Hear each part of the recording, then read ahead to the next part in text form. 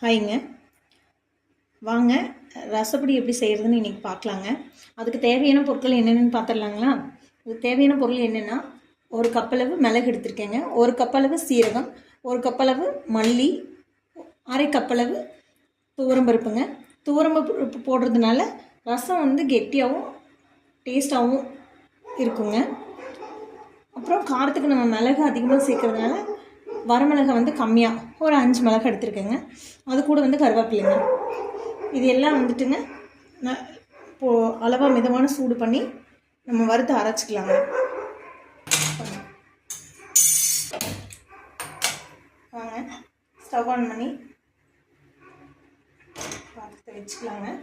வச்சுட்டு ஒவ்வொரு பொருளும் அளவாக மிதமாக வறுத்து எடுத்துக்கலாங்க. மிதமான சூட்டில் வறுத்து எடுத்துக்கலாங்க.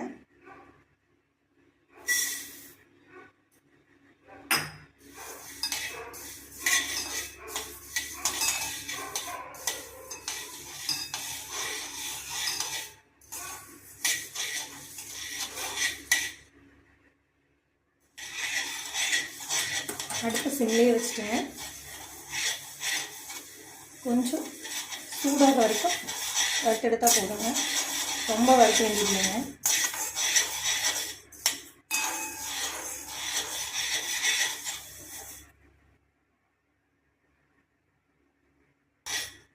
மல்லி வந்துங்க நல்லா வாசனை வர ஆரம்பிச்சிருச்சுங்க. அதுக்கப்புறம் எடுத்துக்கலாங்க.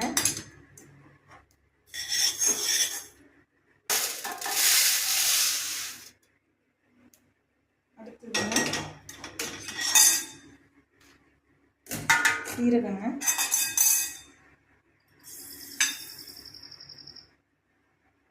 ஒரு கப் அளவு,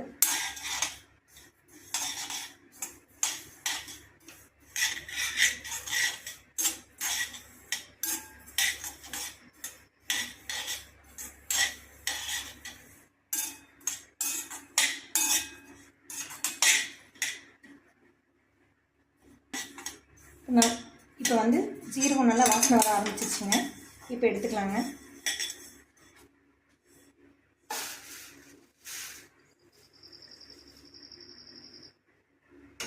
அடுத்து மிளகு போட்டு வறுத்து எடுத்துக்கலாங்க.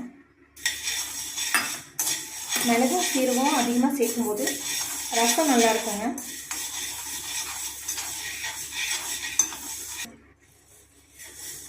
எல்லோரும் வந்து மிளகும் சீரகம் கம்மியாக சேர்த்துவாங்க. ஆனால் மிளகு சீரகம் மல்லி எல்லாமே ஒரே அளவு சேர்த்து ரசப்பொடி செஞ்சு பாருங்கள். ரசம் வந்து நல்ல மணமாகவும் டேஸ்டியாகவும் இருக்குங்க.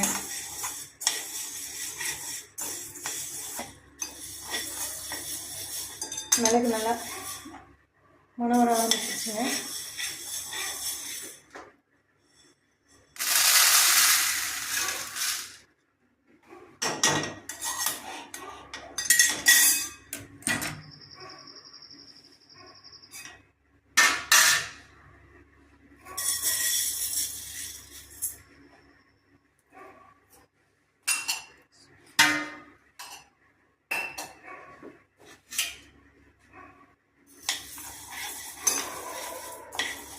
எல்லாமேங்க ஆயில் எல்லாமே ட்ரையாக வறுக்கிறதுக்கு வச்சுட்டாங்க. பவுடர் வந்து ரொம்ப நாளைக்கு நல்லா இருக்குங்க. நல்லா ஒரு ஏர்டைட் கண்டெய்னரில் போட்டு ஸ்டோர் பண்ணிக்கிட்டோம்னா ஒரு 3 மந்த்துக்கு எல்லாமே 3 மந்த்ஸ் 6 மந்த்துக்கு எல்லாமே வச்சு யூஸ் பண்ணிக்கலாங்க.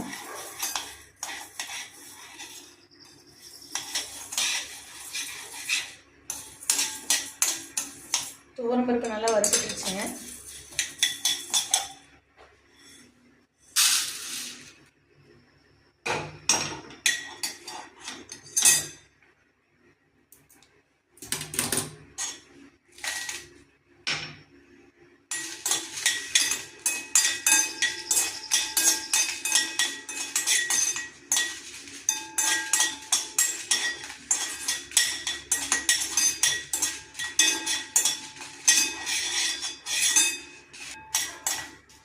மிளகு நல்லா வறுபட்டுருச்சுங்க.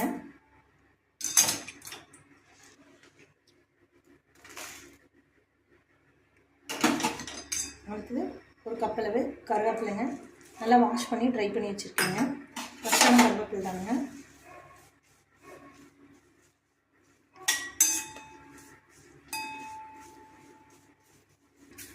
எல்லோரும் சொல்லுவாங்க கருவேப்பிலை வந்து காய வச்சு நிழலில் காய வச்சு சேர்த்துக்காங்கன்னு. அதை விடங்க இப்படி பச்சையாக வந்து நல்லா சூடு பண்ணி சேர்த்து அரைக்கும்போது வாசனையும் அதோட மனமும் நல்லா டேஸ்ட்டாக இருக்குங்க. இது எல்லாத்தையும் அரைச்சி எடுத்துக்கோங்க. ரசம் வைக்கும்போது பெருங்காயத்தூள் சேர்த்துட்டு ரசம் லாஸ்ட்டில் கொதிச்சு வரும்போது பெருங்காயத்தூளும் இந்த ரசத்தூளும் சேர்த்து வைக்கும்போது ரசம் நல்லா டேஸ்ட்டாக இருக்குங்க.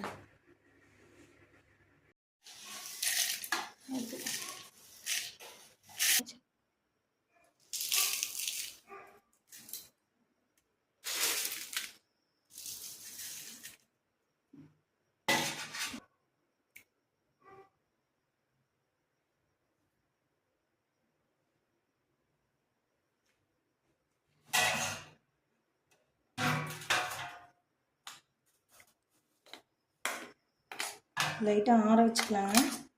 ஆற வச்சு ஸ்டோர் பண்ணிக்கலாங்க. ஸ்கூல் டைமு காலையில் ஹரிபரியாக வேலை செய்யும்போது டக்குன்னு டெய்லியும் கொஞ்சம் கொஞ்சமாக அரைக்கிறதுக்கு இப்படி அரைச்சி வச்சிட்டோம்னா கொஞ்சம் நல்லா ஈஸியாக இருக்குங்க. வேலையும் சீக்கிரமாக முடிஞ்சிடும். வீட்லேயே அரைக்கும்போது நல்ல சுத்தமான ரசப்பொடி நம்மளே இது பண்ணிக்கலாங்க. எந்த கலப்படமும் இல்லாமல் செம்ம வாசனையாக இருக்குதுங்க.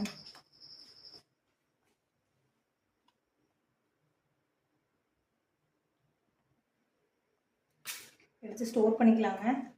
தூள் நல்லா ஆறிடுச்சு.